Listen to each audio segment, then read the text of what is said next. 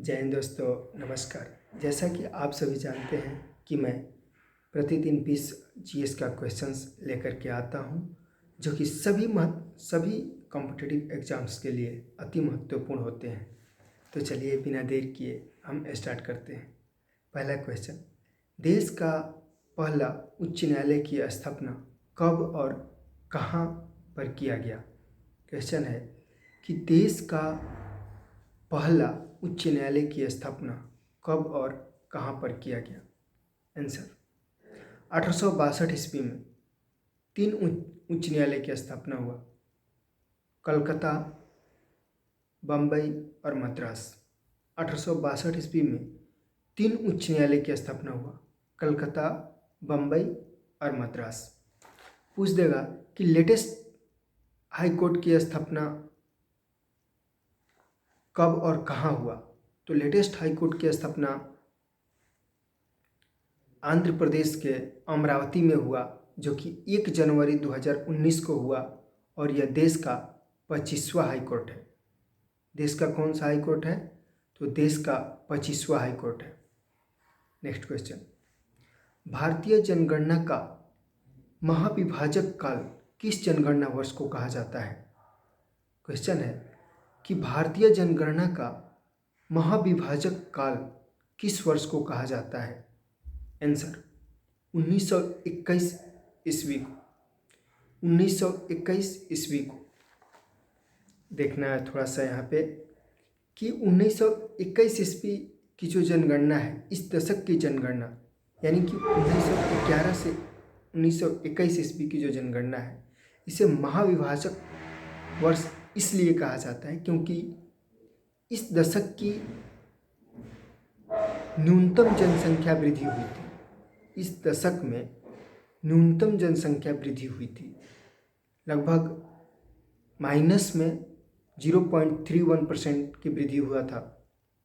इसलिए इसे जनसंख्या का महाविभाजक वर्ष कहा जाता है। पूछ देगा कि देश में आज़ादी के बाद पहली बार जनगणना कब हुआ था? तो देश में आज़ादी के बाद पहली बार जनगणना 1951 ईस्वी में हुआ था। पूछ देगा वर्तमान में जनगणना आयुक्त कौन है? तो डॉक्टर विवेक कुमार जोशी। वर्तमान में जनगणना आयुक्त कौन है? Doctor Vivek Kumar Joshi. Next question, कौन से वृक्ष समुद्र तल से सर्वाधिक ऊंचाई पर पाए जाते हैं? कौन से वृक्ष समुद्र तल से सर्वाधिक ऊंचाई पर पाए जाते हैं? आंसर, देवदार के वृक्ष। आंसर, देवदार के वृक्ष, जो कि समुद्र तल से 1500 मीटर से भी अधिक ऊंचाई पर पाए जाते हैं। नेक्स्ट क्वेश्चन, पीली क्रांति का संबंध किससे है? क्वेश्चन है, पीली क्रांति का संबंध किससे है? आंसर, तिलहन के उत्पादन से। आंसर, तिलहन के उत्पादन से। पूछ देगा हरी क्रांति का संबंध किससे है? खाद्य उत्पादन से। लाल क्रांति का संबंध किससे है? मांस और टमाटर के उत्पादन से। मांस और टमाटर के उत्पादन से। पूछ देगा श्वेत क्रांति का संबंध किससे है? दूध उत्पादन से। पूछ देगा काली क्रांति या कृष्ण क्रांति भी इसको बोलते हैं। काली क्रांति या कृष्ण क्रांति का संबंध किससे है? पेट्रोलियम उत्पादन से। किससे है? पेट्रोलियम उत्पादन से। नेक्स्ट क्वेश्चन, किस प्रकार की मिट्टी में केशिका या कैपिलरी क्रिया सबसे अधिक प्रभावित होती है? किस प्रकार की मिट्टी में केशिका यानी कि कैपिलरी क्रिया सबसे अधिक प्रभावशाली होती है? यानी कि केशिका को हम बोलते हैं कैपिलरी क्रिया। कैपिलरी क्रिया सबसे अधिक प्रभावशाली होती है, यानी सबसे अधिक होती है। आंसर होगा चिकनी मिट्टी में। किस मिट्टी में? चिकनी मिट्टी में। और सबसे कम किस मिट्टी में होती है? तो सबसे कम केशिका यानी कैपिलरी क्रिया सबसे कम होती है बलुई मिट्टी में। किस मिट्टी में? बलुई मिट्टी में। नेक्स्ट क्वेश्चन, हमारे संविधान के प्रस्तावना में अब तक कितना बार संशोधन किया गया है? क्वेश्चन है हमारे संविधान के सॉरी हमारे संविधान के प्रस्तावना में अब तक कितने बार संशोधन किया गया है? आंसर केवल एक बार, केवल एक बार। 42वां संविधान संशोधन 1976 ईस्वी में हमारे संविधान में संशोधन किया गया है। संशोधन करके इसमें 3 शब्द जोड़े गए, समाजवाद, अखंडता और पंथ निरपेक्ष। कौन कौन 3 शब्द जोड़े गए? समाजवाद, अखंडता और पंथ निरपेक्ष। नेक्स्ट क्वेश्चन, संयुक्त अधिवेशन बुलाने का प्रावधान किस अनुच्छेद में है? क्वेश्चन है कि संयुक्त अधिवेशन बुलाने का प्रावधान किस अनुच्छेद में है? आंसर अनुच्छेद 108। किस अनुच्छेद में? तो आंसर 108 अनुच्छेद में। बोलेगा कि संयुक्त अधिवेशन कौन बुलाता है? राष्ट्रपति बुलाता है। संयुक्त अधिवेशन की अध्यक्षता कौन करता है? लोकसभा अध्यक्ष करते हैं। संयुक्त अधिवेशन की अध्यक्षता कौन करता है? लोकसभा अध्यक्ष करते हैं। अभी वर्तमान में लोकसभा अध्यक्ष कौन है? ओम बिरला जी है। कौन है? ओम बिरला जी हैं। बोलेगा संयुक्त अधिवेशन किस प्रकार के विधेयक पर बुलाया जा सकता है? तो केवल और केवल साधारण बहुमत से पास होने वाले विधेयक पर ही संयुक्त अधिवेशन बुलाया जा सकता है। साधारण विधेयक से पास होने वाले अधिनियम पर ही संयुक्त अधिवेशन बुलाया जाता है। बोल देगा कि अभी तक हमारे देश में कितने बार संयुक्त अधिवेशन बुलाया गया है? तो अभी तक अपने देश में मात्र 3 बार ही संयुक्त अधिवेशन बुलाया गया है। नेक्स्ट क्वेश्चन, संविधान सभा में शामिल एकमात्र मुस्लिम महिला कौन थी? संविधान सभा में शामिल एकमात्र मुस्लिम महिला कौन थी? आंसर बेगम एजाज रसूल। कौन थी? बेगम एजाज रसूल। नेक्स्ट क्वेश्चन है, संविधान के किस अनुच्छेद के अनुसार उपराष्ट्रपति राज्यसभा का पदेन सभापति होते हैं? क्वेश्चन है, संविधान के किस अनुच्छेद के अनुसार उपराष्ट्रपति राज्यसभा के पदेन सभापति होते हैं? आर्टिकल 64 के अनुसार। किस आर्टिकल के अनुसार? आर्टिकल 64 के अनुसार। पूछ देगा कि भारत के एक उपराष्ट्रपति होंगे, किस आर्टिकल में है? आर्टिकल 64 में, सॉरी आर्टिकल 63 में। आर्टिकल 63 में है कि भारत के एक उपराष्ट्रपति होंगे और आर्टिकल 64 में है कि उपराष्ट्रपति राज्यसभा के पदेन सभापति होंगे। पूछ देगा कि वर्तमान में भारत के उपराष्ट्रपति कौन है? तो वर्तमान में भारत के उपराष्ट्रपति धनखड़ जी हैं। और पूछ देगा धनखड़ जी क्रम के अनुसार कौन से राष्ट्रपति हैं? तो क्रम के अनुसार 16वें नंबर के राष्ट्रपति है और व्यक्ति के अनुसार 14वें नंबर के राष्ट्रपति हैं। क्रम के अनुसार 16वें नंबर के राष्ट्रपति है और व्यक्ति के अनुसार 14वें नंबर के राष्ट्रपति हैं। नेक्स्ट क्वेश्चन, वर्तमान में कितने राज्यों में विधान परिषद है? क्वेश्चन है कि वर्तमान में कितने राज्यों में विधान परिषद है? आंसर 6 राज्यों में विधान परिषद है। कौन कौन?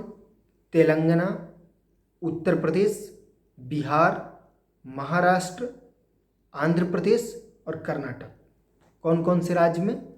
तेलंगाना, उत्तर प्रदेश, बिहार, महाराष्ट्र, आंध्र प्रदेश और कर्नाटक।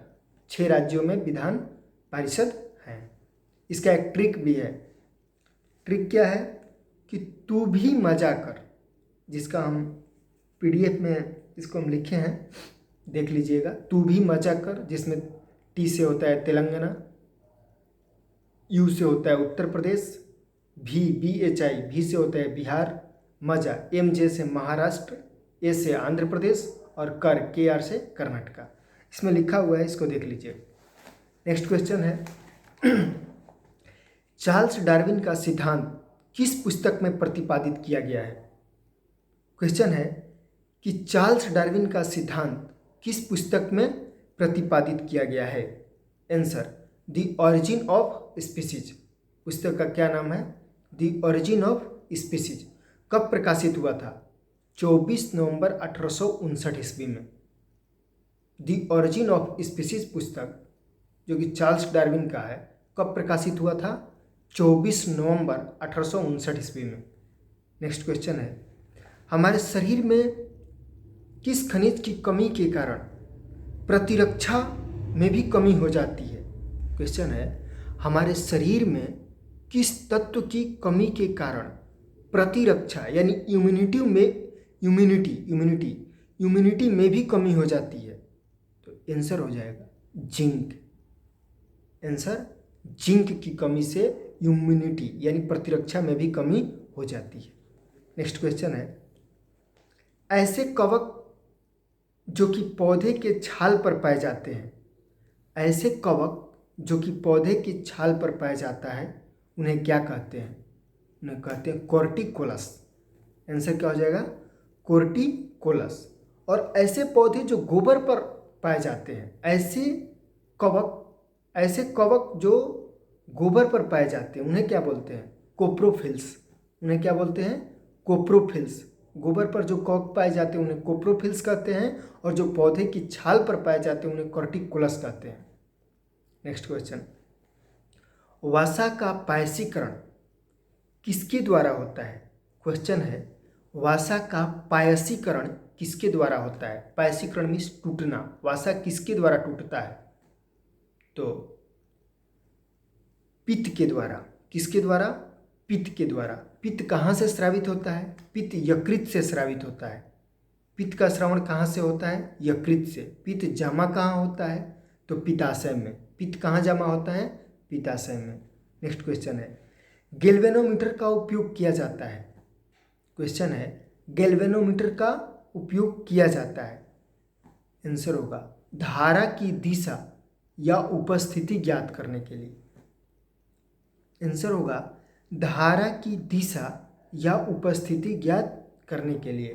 पूछ देगा आमीटर का उपयोग किया जाता है धारा को मापने के लिए। आमीटर का उपयोग किया जाता है धारा को मापने के लिए।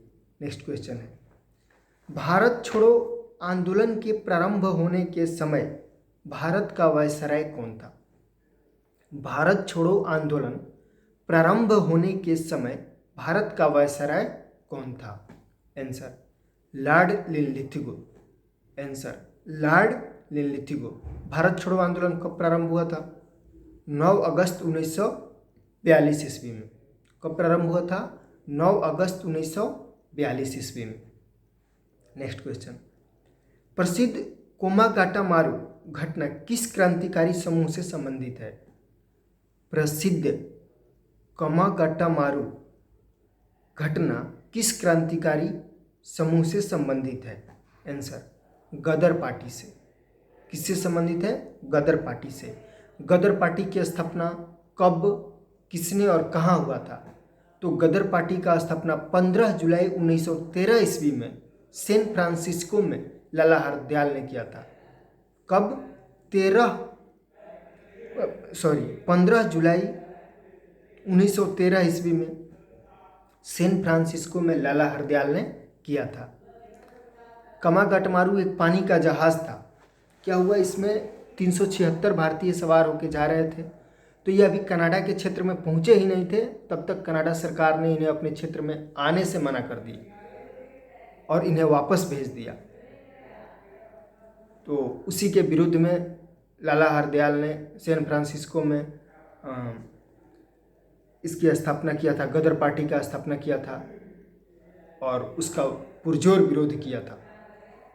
नेक्स्ट क्वेश्चन है, किस वायसराय ने 1882 ईस्वी में हंटर आयोग का गठन किया था? क्वेश्चन है, किस वायसराय ने 1882 ईस्वी में हंटर आयोग का गठन किया था? आंसर, लॉर्ड रिपन ने। लॉर्ड रिपन ने। हंटर आयोग का संबंध किससे था? प्राथमिक शिक्षा से। किससे था? प्राथमिक शिक्षा से। क्वेश्चन है, स्थानीय स्वशासन का जनक किसे कहा जाता है? स्थानीय स्वशासन का जनक किसे कहा जाता है? लॉर्ड रिपन को कहा जाता है। किसे कहा जाता है? लॉर्ड रिपन को कहा जाता है। नेक्स्ट क्वेश्चन है कि किस धातु के संक्षारण के बाद उसका रंग हरा हो जाता है? किस धातु के संक्षारण के बाद उसका रंग हरा हो जाता है? संक्षारण माने एक तरह से होता है धातु का जंग लगना, धातु पे जंग लगना है, कोरसन, धातु का खराब होना, संक्षारण। तो किसका रंग हरा हो जाता है? तांबा का। तांबा में अगर संक्षारण होगा, कोरसन की क्रिया होगा तो वो हरा रंग का हो जाएगा। अगर चांदी में कोरसन का क्रिया होगा, यानी अगर चांदी का संक्षारण होगा तो काला रंग का हो जाएगा। अगर लोहा का संक्षारण होगा, लोहा का संक्षारण को बोलते हैं लोहा पे जंग लग गया, तो लोहा में जंग लगेगा तो उसका रंग कैसा हो जाएगा? लाल हो जाएगा। और लोहा में जंग लगने वाले कारक कौन कौन है? यानी कि लोहा में जंग किसकी उपस्थिति के कारण लगता है? तो ऑक्सीजन और पानी की उपस्थिति के कारण। किसकी उपस्थिति के कारण? ऑक्सीजन और पानी की उपस्थिति के कारण। पूछ देगा कि सोना में कोर्सन कैसे लगता है, यानी कि सोना में संक्षारण कैसे होता है? तो सोना में संक्षारण नहीं होता है, यह संक्षारण मुक्त धातु है, कोर्सन मुक्त मेटल है। नेक्स्ट क्वेश्चन, किस समस्थानिक का उपयोग चट्टानों या पृथ्वी की आयु का आकलन करने के लिए किया जाता है? किस समस्थानिक का उपयोग चट्टानों या पृथ्वी की आयु का आकलन करने के लिए किया जाता है? आंसर होगा यूरेनियम 235 का। आंसर यूरेनियम 235 का। पूछ देगा कि रक्त कैंसर के उपचार में किस समस्थानिक का उपयोग किया जाता है? रक्त कैंसर के उपचार में किस समस्थानिक का उपयोग किया जाता है? आंसर कोबाल्ट 60 का। कोबाल्ट 60 का। पूछ देगा जीवाश्मों की आयु ज्ञात करने में किस समस्थानिक का उपयोग किया जाता है? जीवाश्मों की आयु ज्ञात करने में किस समस्थानिक का उपयोग किया जाता है? आंसर कार्बन 14 का। कार्बन 14 का। पूछ देगा कि जो थायराइड ग्रंथि होता है, थायराइड ग्रंथि के कैंसर के उपचार में किस समस्थानिक का उपयोग किया जाता है? आयोडीन 131 का। किसका? आयोडीन 131 का। तो जय हिंद दोस्तों, बहुत बहुत धन्यवाद। और इसका PDF जो है टेलीग्राम चैनल है एक, जय हिंद स्टडी सेंटर करके, उस पर मैं डाल दूंगा अभी, आप उसको देख लीजिएगा और इस पर सुन लीजिएगा। जय हिंद दोस्तों, बहुत बहुत धन्यवाद आप सभी का।